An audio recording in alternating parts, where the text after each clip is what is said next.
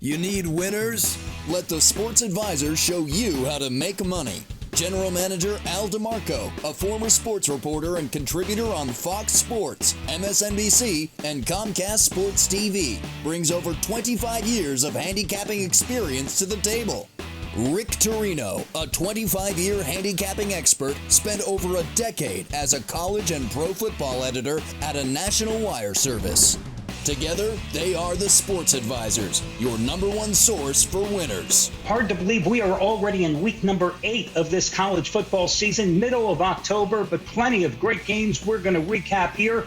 And guys, we've got another unbeaten battle, but two teams, especially one of them, you never would thought would be unbeaten at this stage of the season. Hi, everyone. Al DeMarco here along with Rick Torino. And Rick, let's jump right in and talk about a team we have talked about every single week of the season. Another Big 12 battle, undefeated TCU hosting Kansas State, a 5-1 team against a 6-0 squad.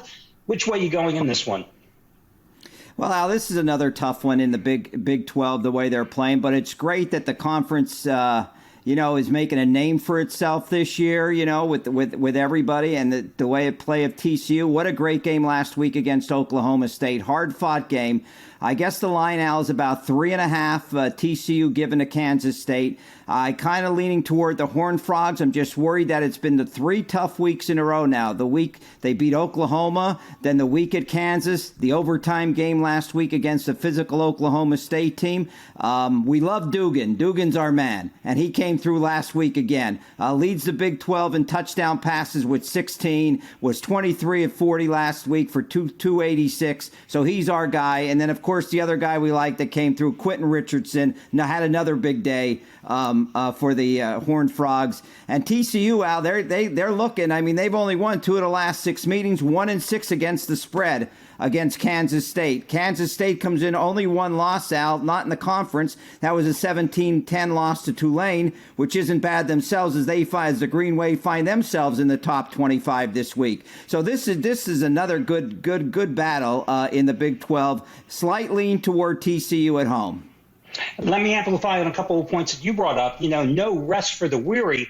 Actually, I look at it, it's like the 4th straight tough game for TCU, because not only the 3 conference games against Oklahoma State, Kansas, and Oklahoma, but if you go back 4 weeks, they had that big in-city battle in Dallas where they took on SMU. And, of course, for those not familiar, Sonny Dykes, the head coach of TCU, left SMU, but so they won that game. And you've got to wonder, how many times can the Horned Frogs keep getting up and up and up and up? Well, here we're asking them to do it for a 5th straight week. And granted, they are playing at home, but a tremendous come-from-behind win last week. That was a game, for those of you that are not aware, they trailed 24-7 at home against Oklahoma State in the second quarter, and then they had to score 14 unanswered points in the fourth quarter to force the overtime game to win it. A couple of positives coming out here, though, for TCU. If I had told you that TCU would, its defense, hold Oklahoma State, a high-powered Cowboys offense, to just 387 yards, you would have looked like that I was crazy. A couple of facts, reviewing the box score that were kind of surprising. That TCU offense against, again, an Oklahoma State defense that really is pathetic, and we'll talk about that more when we get to the next game, which is Texas and Oklahoma State. They had 510 total yards, but only 3 for 14 on 3rd and 4th downs. And another point you brought up, it has been a one-sided series because TCU is in triple revenge. And remember last year in Stillwater, 31-12 was the final score. That was the last game of Gary Patterson's long career at the Horned Frogs helm. I'm with you, even though, again, this is a game where, TCU, we're asking them, as I said, to get up once more. I'm willing to lay the 3.5 points. Naturally, I'm going to buy down the half point in this situation because whenever the line crosses 3 or 4, that's what I'm doing when I'm backing a favorite, and I'm going to go with TCU and ask them to do it again. And, Rick, I've got to tell you something. Even though Kansas State is off a bye, which favors the Wildcats, I'm just not that impressed with what Kansas State has done because beating Oklahoma, we've seen the Sooners are a fraud. and outscoring Texas Tech at home and then escaping with a 10-9 win over Iowa State, a game that we talked about a couple of weeks ago, where the Cyclones, A, they're offensively anemic, and B, in that game, I think it was the Cyclones field goal kicker missing 3 field goals. They're lucky to be 5-1. Yeah, this really will be their first big test, on the road against TCU. They got Adrian Martinez, nothing exceptional, doing better this year than he has at Nebraska. They do have a good running back in Deuce Vaughn, leads the Big 12 in rushing, 661 yards. So they can move the ball. It's just, I don't know if they got enough weapons to move it against that TCU defense, and we know TCU can score.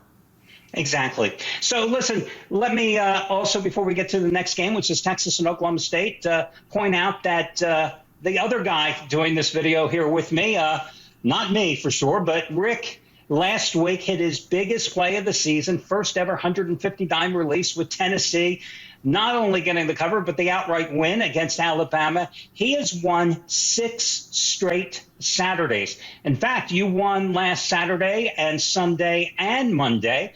The hottest football handicapper at thesportsadvisors.com. And if you would like to get Rick's 7th straight Saturday winner, plus all the plays from all the handicappers at thesportsadvisors.com, you can do so absolutely free.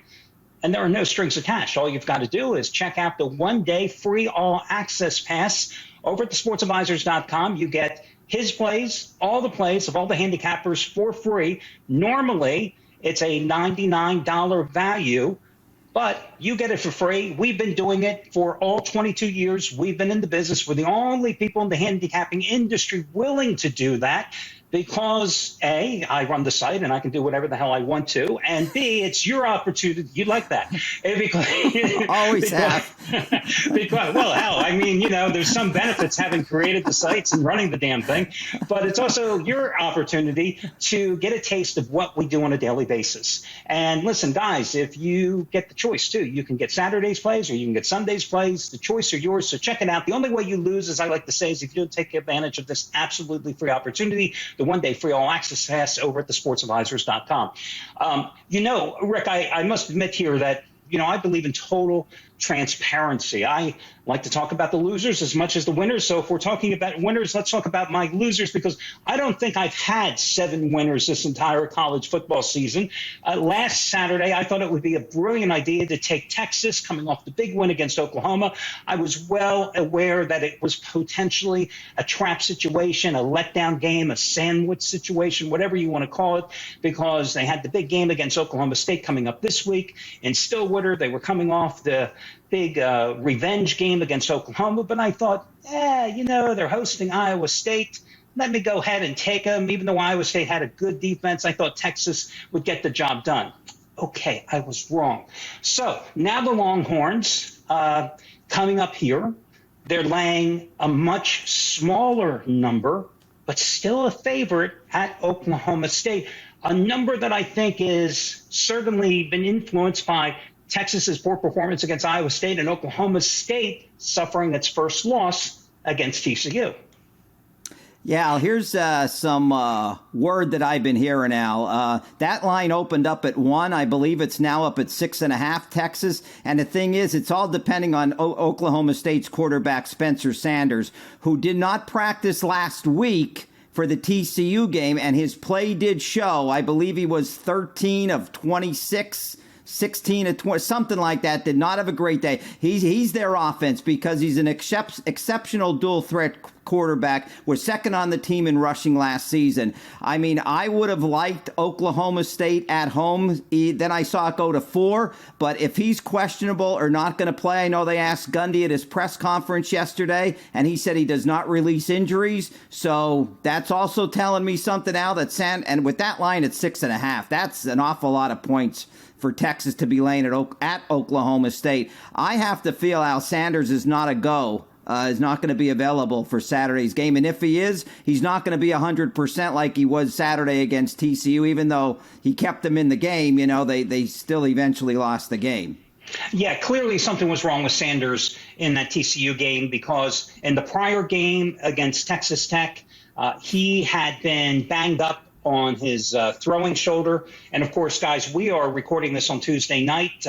You mean Mike Gundy didn't call you with an update on Sanders? I am shocked. I mean, you know, Gundy with that, I just don't know what the hell's wrong with Mike Gundy. I mean, he didn't call me either. So naturally, yes, you have to be aware of what transpires later in the week as you're watching this video as we get closer to game time, because yes, that's why I brought up this number. It is out of whack. I don't care if Texas beat Oklahoma by 400 points. This number is crazy, and that definitely has something to do, much like last week's number with Tennessee and Alabama when Bryce Young's status was in doubt. Yep. You have to be leery of this number going into playing this game. But it was such a big game, we thought we had to handicap it. And Sanders was not the Sanders we have seen all season. You're right. He was 16 for 36, 245 yards, 1 touchdown. Ran the ball effectively, 11 for 68 last week. But he is the Oklahoma State offense. And the other thing is, if you think Oklahoma State is going to win a game with its defense, you are sorely mistaken. As I pointed out earlier against TCU, they gave up 510 yards. You know, the Cowboys win because of their offense. Even despite that game with TCU last week, they are number 5 in the nation in scoring, putting up 44.3 points a game. But their defense is number 110 out of 131 FBS schools, giving up almost 28 points a game. Texas is going to be able to put some points on the board, and I think they are going to rebound from that poor performance against a defensively stout Iowa State team.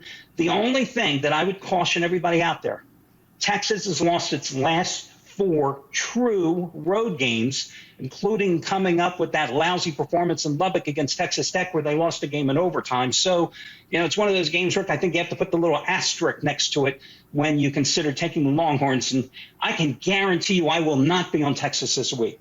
So I agree with you, Al. Real quick, Al, you know that with Oklahoma State being as bad as they are on defense, they did lose their defensive coordinator, Jim Knowles, to Ohio State. Derek Mason, the former Vanderbilt head coach, is running that defense. They are nowhere near the defense they were last year. And on another point, Al, you brought up the Tennessee-Alabama game. We liked Tennessee getting 7. I mean, when I saw that line Saturday morning, if you liked Tennessee at 7, you had to love them at 9. And you know, Al, this always goes back to an old, I don't want to say an old pet peeve of ours, but right away most people would see that line jump to 9 and they would think, uh-oh, all the money's rolling in on Alabama. That's the way I got to go. You know, the public isn't always right. You know, they saw Bryce Young was going to be available, and, you know, he was available and he played great. But at 9 points at home, you know, that's why we made that as our big play on the Sports Advisor site.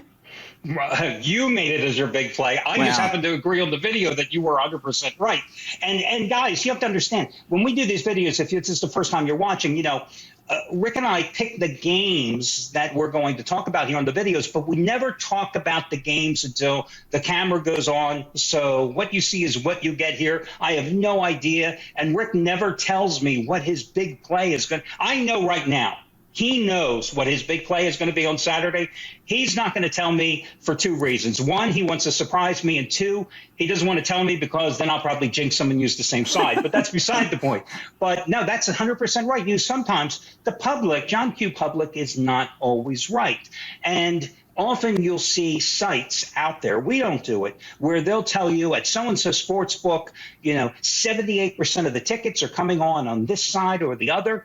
Well, if the public was always right, there would be no need to have anybody out there even worried about who's the favorite or who's the underdog. You would just bet with the public.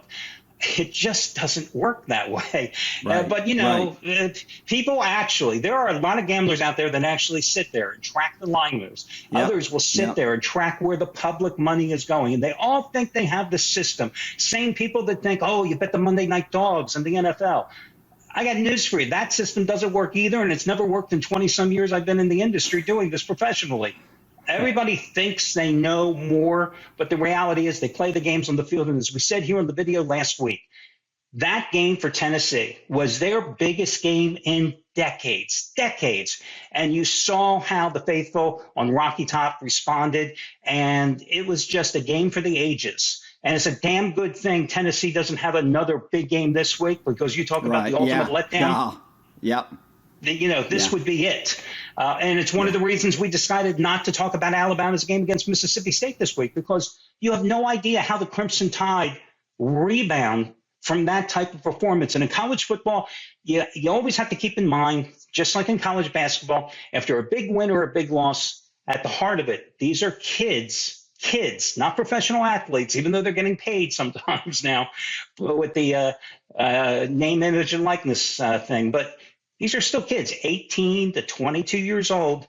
Hardened professionals don't always respond after big losses or big wins. These are college kids, and they're even more susceptible. Rick, this is the game I teased at the outset of this video. Who would have thought that the undefeated battle this week would be between Clemson and Syracuse? Go figure. Yeah, great story, Al, up in Syracuse, New York. Dino Babers really saving his job with the performance that the Orange are turning in this season. The battle is for the top spot in the Atlantic Division of the ACC. Of course, Clemson at home. They've dominated Syracuse over the years, 8 of the last 9, but are just 3-6 against the spread. I know they're laying the double digits, Al. Syracuse off to their first 6-0 start since '87, went 11-0 that year. But since 2017, Al, they are just 4-16 straight up on the road. I think they're going to have their hands full out. Like I said, great story for the Orange, but who have they beat now? A down Louisville team. Connecticut that's playing, they got a couple of wins. Wagner, and of course then they catch NC State, who has a great defense, but no Devin Leary. You're talking about a possible first-round selection that's not playing against the Orange defense. So a lot of things have got, the Purdue game that went back and forth could have gone Purdue's way. So it's great for Syracuse, the job they're doing, but the schedule has been a little shaky at best. Big test. Nothing on that schedule compares to what they're going to face down at Death Valley on Saturday night. And the way the defense is playing, even though they looked a little shaky last week against Florida State, giving up some late scores, but the offense with Uelongole, he is really, he's really coming on this year from the way he played last year. 13's a lot out to give an undefeated team. But I'm going to lay the 13 with Clemson and take the Tigers to knock off Syracuse.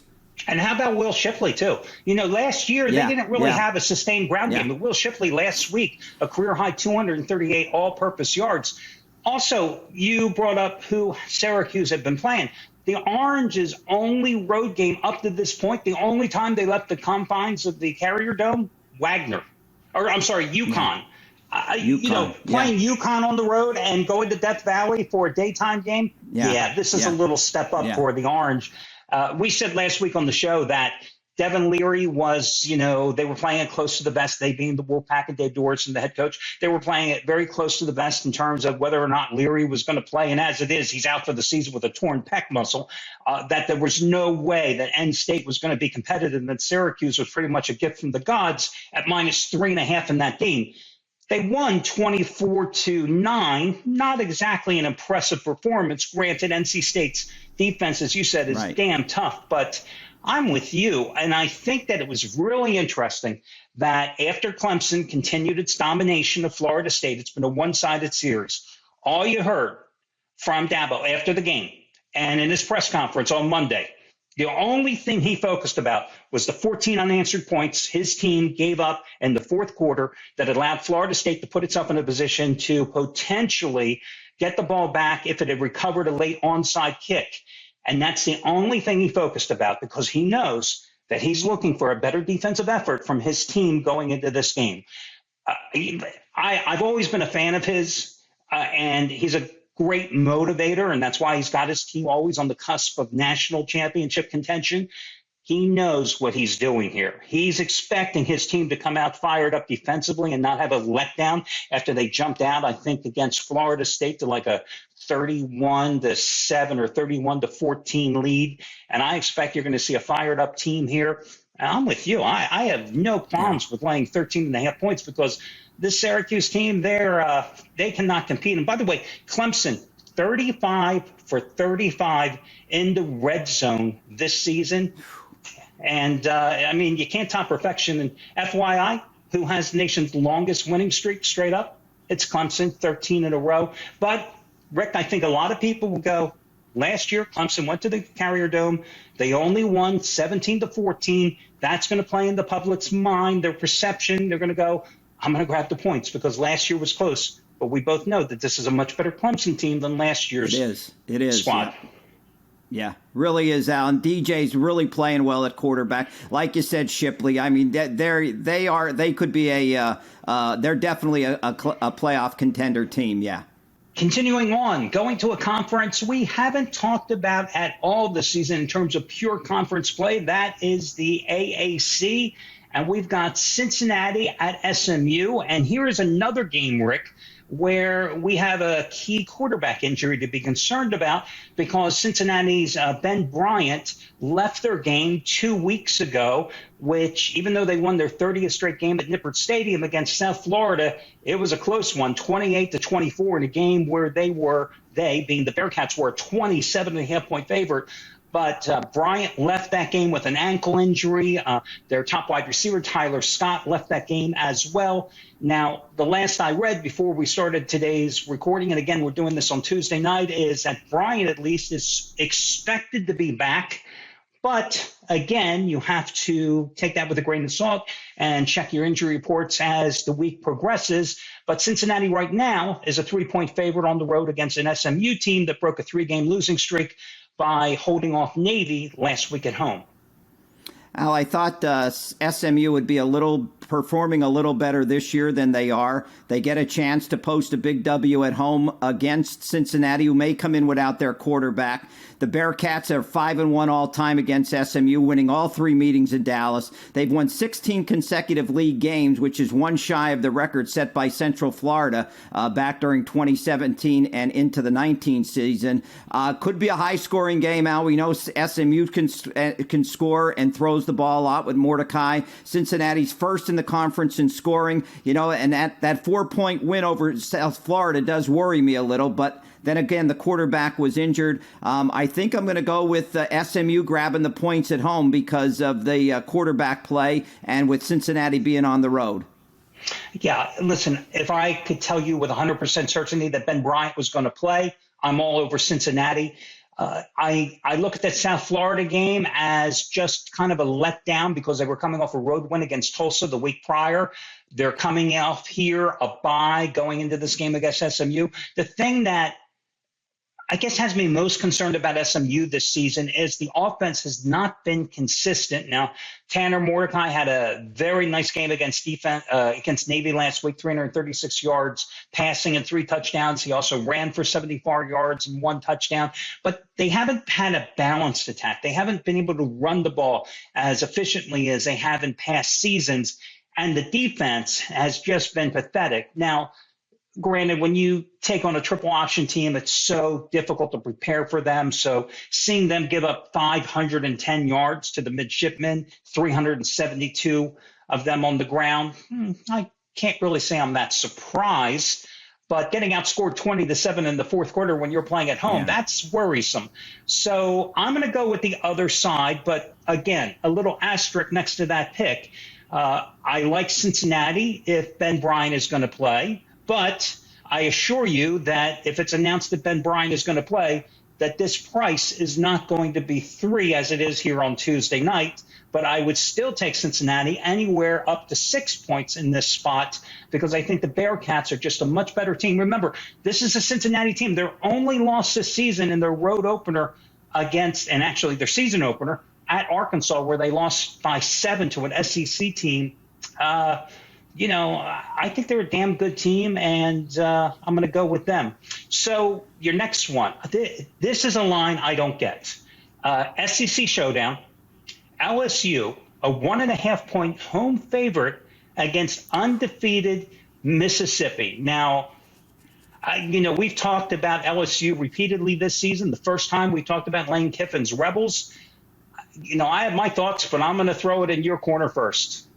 Well, Al, before I go further and get into that game, can I just tell you, Al, last week dogs were 34-11 and 15 straight outright dog winners last week for the weekend.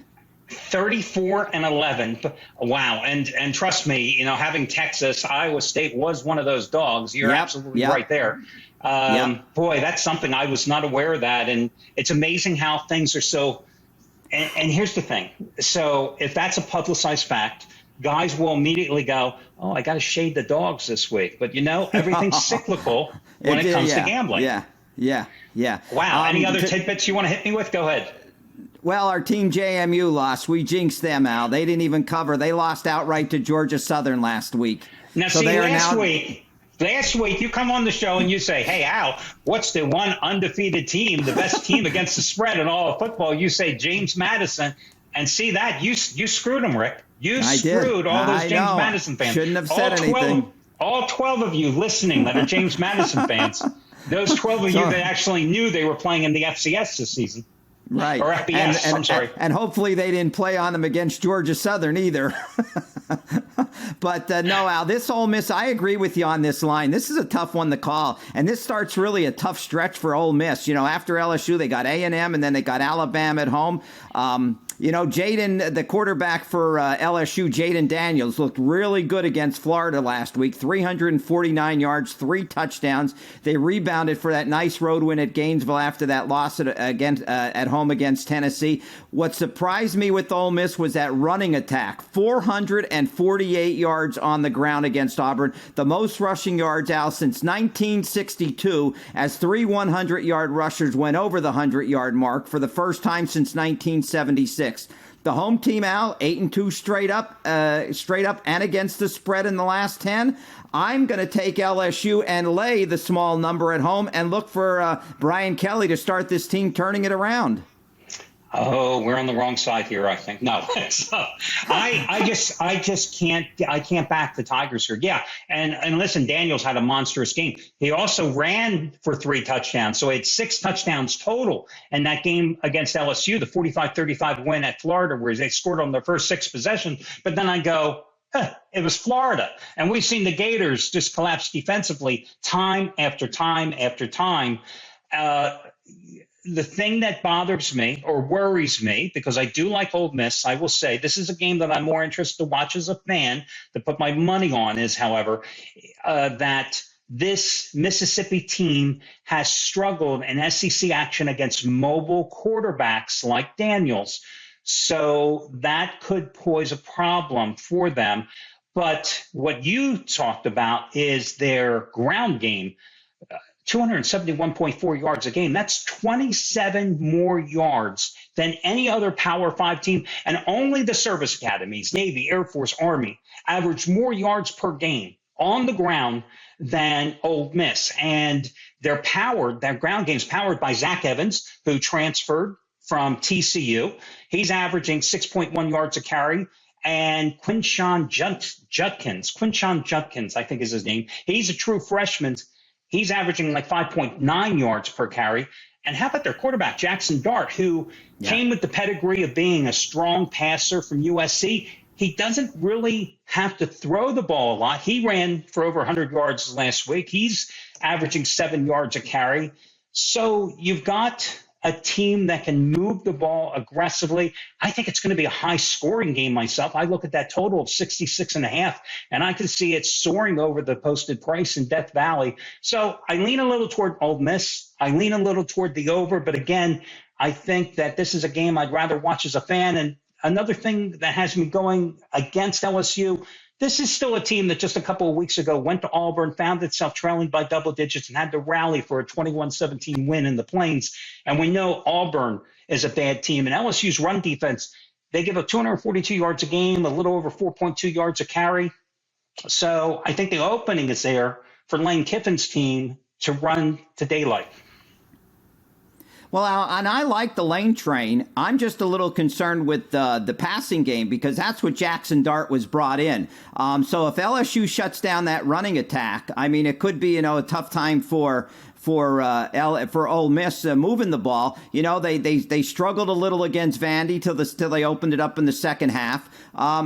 Just a hunch. I didn't check Al, and I should have. Is the game at night? Do we know where what time it's it is an a day game again? with, It's an afternoon. Okay, then that's a slight advantage to Ole Miss because you know what they say, playing at night at Death Valley. So I just a slight lean toward LSU, Al. And guys, you got to remember, listen, before I got in this industry, I was a reporter and managing editor of a national sports wire service. Rick, before he got into this industry, worked at the same place, was a college and pro football editor, coordinated the NFL draft for nearly 10 years as well. And we always gambled together for years and years and years, and we talked football too. So not every game we love that we want to put money on, but we like talking about them as college football fans as well. So, we have no qualms in picking some of the toughest games here and giving you our opinions on them, because they're games that you're probably interested in as well. Now, here's a game which certainly is an under-the-radar game, not one that you're going to be sitting back there and going, oh, my God, what's going on in the Mountain West Conference? I don't think we talked about a Mountain West game all season long. No. But this is one that I threw out there that I was interested in talking about, and I wanted to hit you up. Air Force coming off a road blowout against UNLV, but UNLV was without its starting quarterback, hosting Boise State, a team that's coming off 2 straight wins. And Air Force is a 3.5-point home chalk in this one. Your thoughts on the Falcons and the Broncos?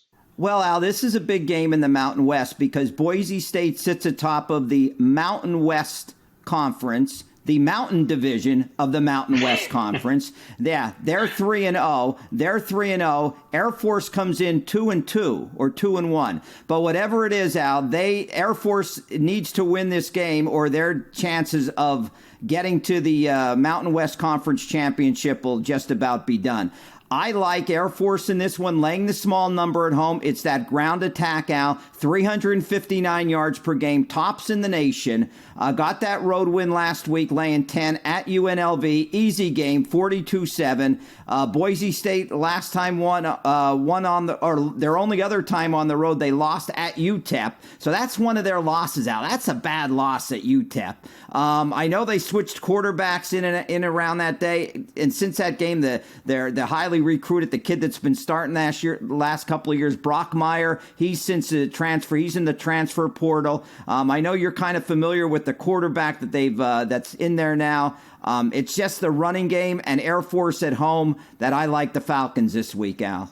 Yeah, I'm with you all over Air Force as well, because after that debacle against UTEP, Boise State, immediately after the game, they fired their offensive coordinator.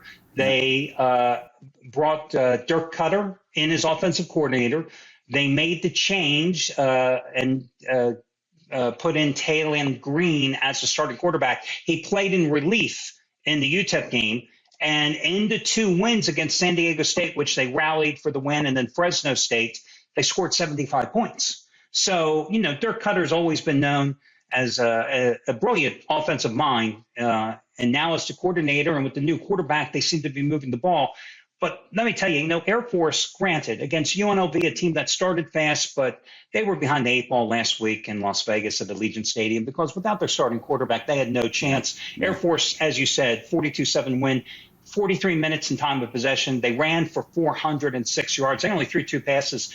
This year, Air Force, when they run for over 400 yards, they are a perfect 4-0.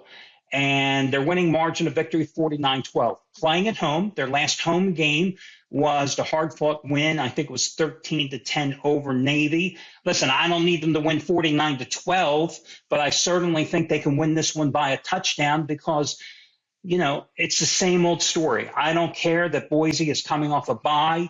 You need more than that to prepare for a triple option attack. And it's just so hard to defend against. Your best defense is actually a good offense. And I don't think Boise, even with the changes they've made, will be able to match points with this Air Force offense. Again, before we get to your last game, guys, just a reminder, you can get Rick's 7th straight best bet winner in college football. 6 straight Saturdays he's won, plus all the plays of all the handicappers over at thesportsadvisors.com by checking out the 1-day free all access pass.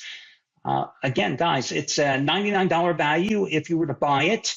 More importantly, if you were to purchase all the individual handicappers plays individually, it's well over $1,000 value. So check it out over at thesportsadvisors.com. And by the way, if you have not yet subscribed to our channel to be alerted to when our weekly college football pregame show will be posted, or the NFL show I host with Steve Budin each and every week, you see the little button at the bottom. Make sure you subscribe now so you'll always get those alerts. Rick, this is the final game, and boy, it's going to be a good one. A couple of weeks ago, you had a top-rated 100-dime release on UCLA at home against, who was it, Washington State or Utah? I can't remember now. Utah. Listen, you've had so many damn winners. I mean, how can I keep track of them?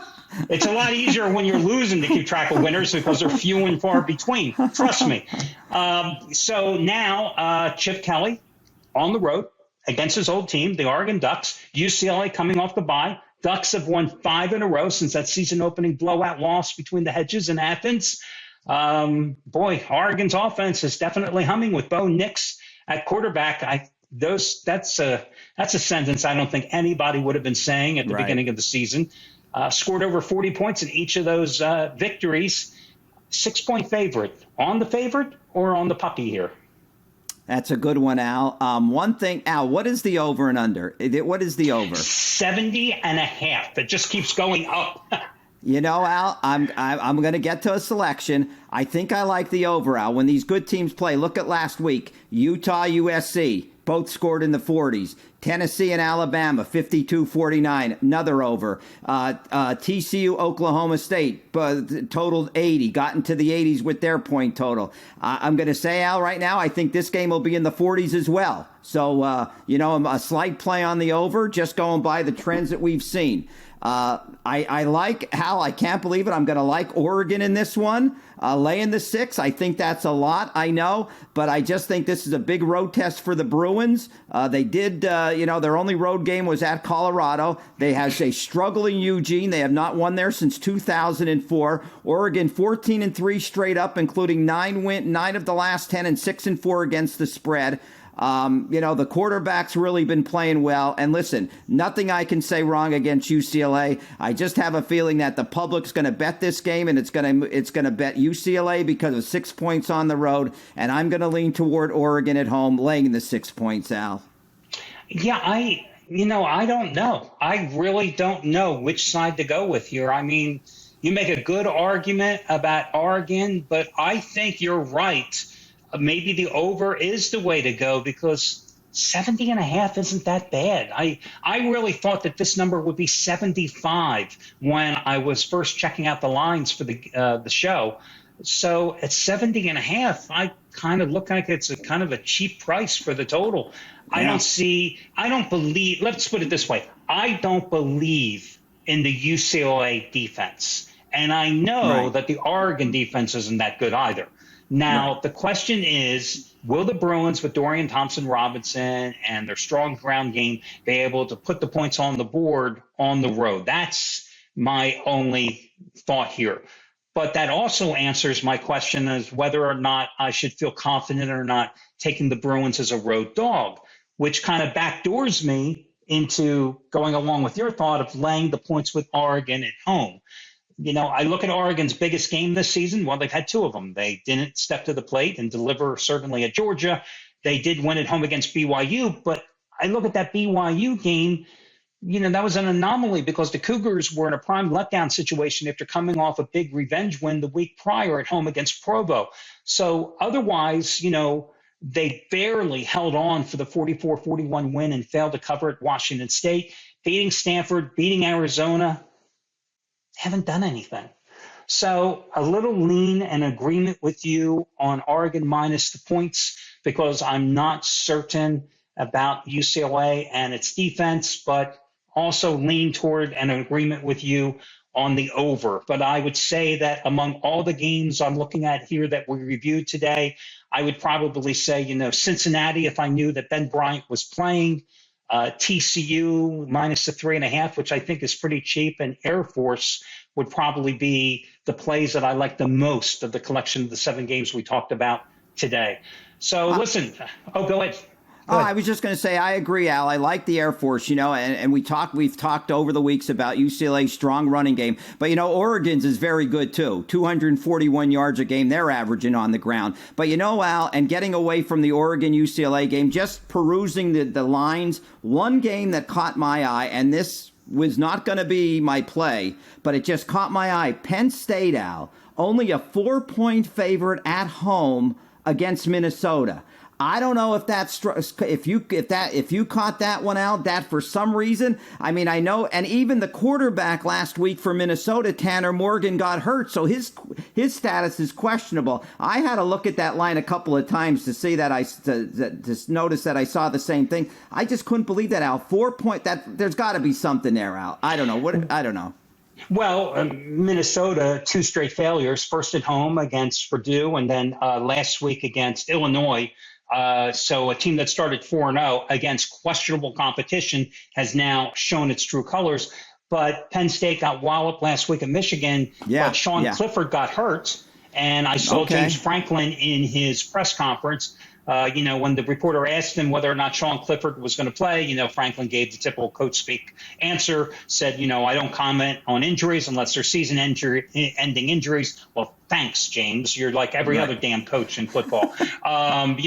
This is listen, we used to do the injury reports that Vegas counted on before there was this thing called the internet.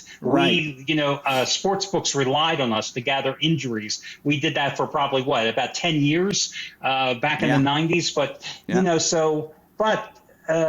if Sean Clifford doesn't play, they have a very talented freshman who got some playing action against Michigan. Both of his series resulted in turnovers, unfortunately.